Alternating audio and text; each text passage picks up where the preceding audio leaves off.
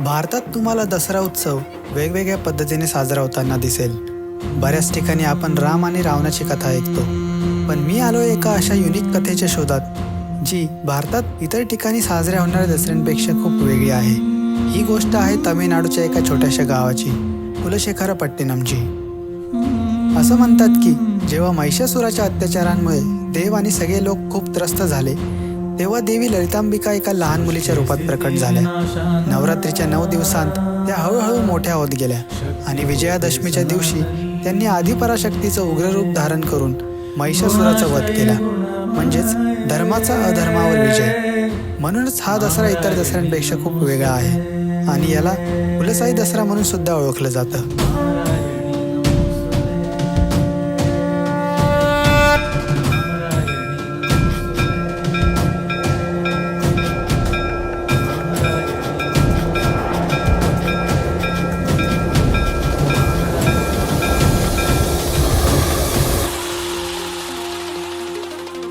देवीच्या शक्तीवर लोकांची इतकी गाढ श्रद्धा आहे की इथे प्रत्येक जण देवीचं रूप धारण करून स्वतःला या शक्तीत सामील करून घेतो. आणि हीच गोष्ट, हाच अनुभव तुम्हाला ऐकवण्यासाठी मी तुमचा हिप्पी फेरर निघालो आहे तामिळनाडूच्या प्रवासासाठी. मित्रांसोबतचा ट्रेनचा प्रवास नेहमीप्रमाणे खूप धमाल देऊन गेला.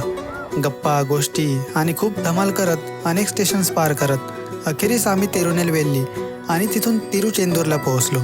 इथे पोहोचल्या कुलसाई दसऱ्याची वाईब जाणवायला लागली होती. सगळं गाव आपापल्या भूमिकेत पूर्णपणे रमून गेलं होतं. इथे ढोल ताशांच्या प्रत्येक थापेत एक वेगळाच जोश भरलेला होता.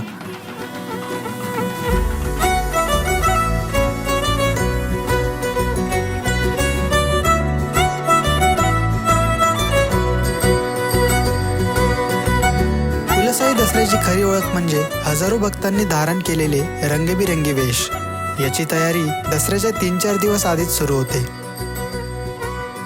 ही तयारी जवळून पाहण्यासाठी आम्ही उडणगुडी गावात पोहोचलो.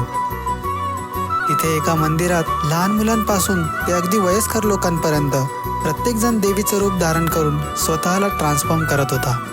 हा केवळ मेकअप नव्हता, हा आस्थेचा रंग होता. त्यांच्या डोळ्यांत जो आत्मविश्वास आणि चमक दिसत होती ती खरोखर अविश्वसनीय होती. आसपासच्या सगळ्या गावांतील लोक इथे एकत्र येतात. मुत्तरामा देवीसमोर नाचतात, देवीची आराधना करतात. कधी कधी भक्त ट्रान्स स्टेटमध्ये जातात आणि लोक त्यांना देवीचं रूप मानून आशीर्वाद घेतात. लोकांच्या चेहऱ्यावरील हा विश्वास, ही ऊर्जा आणि नृत्याची ताकद पाहून माझ्या अंगावर अक्षरशः काटा आला होता. इतक्या मोठ्या प्रमाणात देवीची भक्ती मी यापूर्वी कधीच पाहिली नव्हती.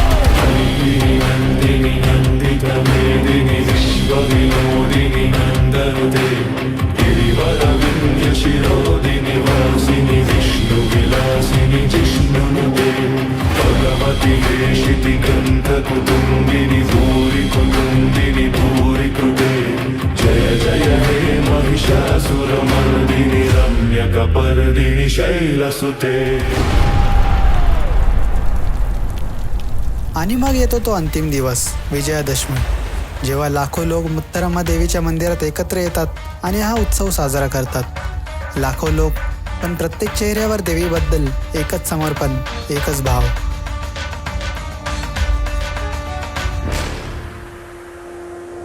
कर्णां वदनां घोरां मुक्तकेशी चतुर्भुजां कालिकां दक्षिणां दिव्यां मुण्डमाला विभूषितां शरणागतदीनार्थ परित्राणपरायणे सर्वस्यातिहरे देवी नारायणी नमोस्तुते.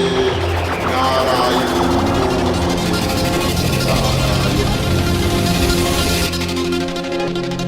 देवीच्या दर्शनानंतर सगळे भक्त आपल्या या प्रवासाच्या शेवटच्या टप्प्याकडे वळतात, कुलसाई बीच.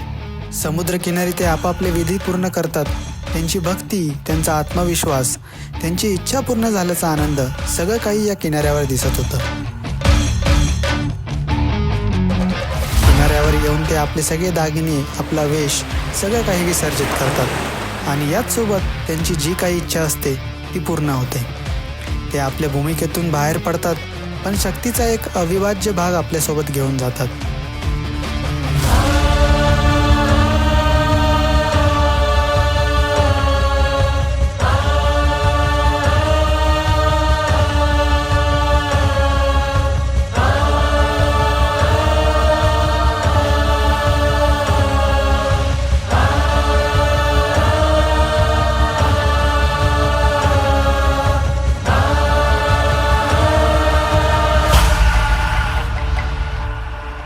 या संपूर्ण कथेला कॅमेऱ्यात कैद करणं काही सोपं नव्हतं.